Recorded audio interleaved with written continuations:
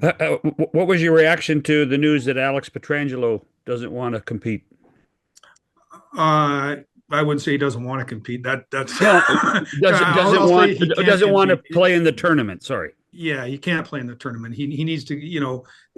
Alex is a great competitor. Alex, I've had a chance to work a long time with him. I Sure. consider him one of the best competitors I've worked with over the years. But I also understand that who pays his paychecks and what ultimately is the most important for these guys is the Stanley Cup, and he needs to get ready for that push run, and I 100% support that, and I actually, it just reinforces why I think so highly of him. But how it affects our team, it's a massive hole. It's a massive hole. He's a player that at his age of 34 or 35 still plays top minutes. Doesn't have the offensive flair that he may have had in the past, but is defending still one of the best penalty killers in the game. His ability to strip pucks down low. He's going to be missed, and then you add in leadership and winning character and what he's done. But it's going to, again, it's the glass half full. It creates a great opportunity for Hockey Canada to look at somebody that may be able to push and prod their way onto the Olympic team. So how does no no but that would not affect if Alex is healthy enough and willing enough and can still have the ability, that would not affect his chance to play in Italy at the Olympics, would it? Oh, not at all, Okay. not No, at so, all. No, yeah, no, we're going to take the best players that give us a chance to win. They're the 100%. and I remember talking to you about this when the announcement of the team was going to be made. Your management group talked to a lot of players that weren't selected to say, "Hey, listen, there's a chance. There could be a chance of getting an opportunity." Can you explain now what the next step is in replacing a guy like Alex? Yeah, talking to Don and Scott, there's rules in place till I think it's February 10th, and they're going to take their time. I don't think reaching out to eight or nine guys and saying, you're on the list, and then I think you just call a guy, and if he says he can't make it or he doesn't want to play, then you go to the next guy. I think that's the easiest way to go about it. I don't think, again, I don't want to speak for Don. I'm not sure they want to wait till the last second to name the guy. But what I would do and what I know they are doing, they're talking to the coach. Okay, what position was Alex going to play on our team? Who is he going to play with? What areas of the game was you were asking him to affect the most?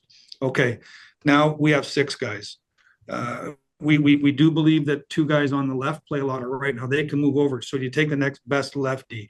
Are you going to try? Like, we're not going to replace Alex Pietrangelo with Alex Pietrangelo, or quite honestly, the guy would be on the team already. So Right. it's finding the next guy that can make that group of seven as strong as possible. Drew Doughty is practicing, and he says he doesn't want to go on the break. I love that Drew's campaigning to be on the team. How much of a pickle does that put you in, the fact that he hasn't played? Well, and that's what obviously John Cooper and Don Sweeney and the whole Right. management group are going to have to decide. It's one thing to push to get up and play in 4 or 5 NHL games prior to a 2 week break. The other one is to take players that have been playing for 3 months at the top of their game in the most peak condition they've been in all year and say, now can you play at that level? And I'm not saying he's not a consideration by any stretch, but there's, and I think if you talk to, I've done, obviously, as we put these teams together, you talk to players that ice time goes from 20, like forwards from 21 minutes to 18 or D, and they say, no, like decreasing your ice time in these events, the level of play, the pace of the game is so high that it doesn't feel like their ice is decreasing. And so you have to understand that what Drew is going to see in the next 4 or 5 games is not what he's going to see, or not what anyone is going to see at the Four Nations. And so it's putting all that together. But when Drew got injured, I know there was a phone call made that said, like, don't sweat this. Like, if the 26 Olympics is a massive event, and you're still on the radar for that, you got to get up and running and playing. So I don't, like, if anyone doesn't have to go to the Four Nations to to be available for the Olympic team is Drew Doughty. I think his resume speaks pretty highly for himself. Yeah, it's I was just not to change the topic, but the tournament starting in Montreal for you and your team has to be a little special when you consider that your dad did so many games in Montreal over the years as an official, scouted for the Montreal Canadiens for a long period of time, and you're a bit of a historian of the game yourself, and you understand the place that Montreal does have in hockey and hockey lore, don't you?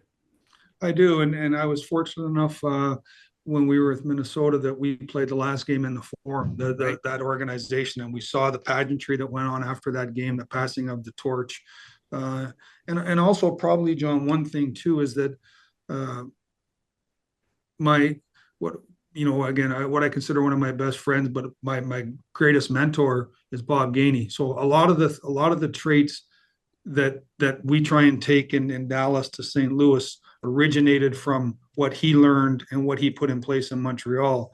So every time I go to Montreal and you just walk through the arena, you look up at the banners, the way that they treat their employees, the way that they treat their players, the reverence that their players have about putting the jersey on. You try and replicate that for the franchise you're working for now. And so yeah, going to Montreal, and just the way that people, even the way they walk into the game, it's just different.